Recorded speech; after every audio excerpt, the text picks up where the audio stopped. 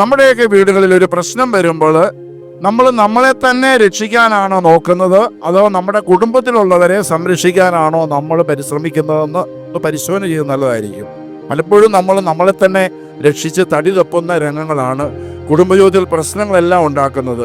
ഞാൻ ഒത്തിരി കുടുംബ പ്രശ്നങ്ങൾ കൈകാര്യം ചെയ്തിട്ടുള്ള വ്യക്തിയാണ്.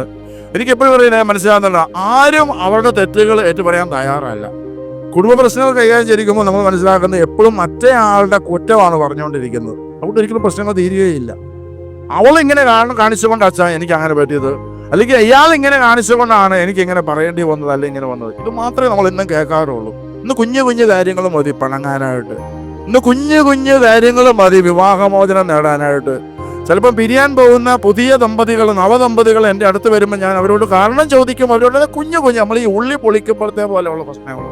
ഞാൻ പറയും, നിങ്ങളുടെ മാതാപിതാക്കന്മാരുടെയൊക്കെ ജീവിതങ്ങളെ പഠിക്കുക. നിങ്ങൾക്കിപ്പോൾ ഈ കുഞ്ഞു കാരണം മതി പിരിഞ്ഞു പോകാനായിട്ട്. നിങ്ങളുടെ മാതാപിതാക്കന്മാരൊക്കെ എങ്ങനെയാണ് കഷ്ടപ്പെട്ട് ജീവിച്ചെന്ന് പഠിക്കുക. അപ്പോൾ അവർക്ക് പിന്നെ പറയാനായിട്ട് ഉത്തരം ഒന്നുമില്ല.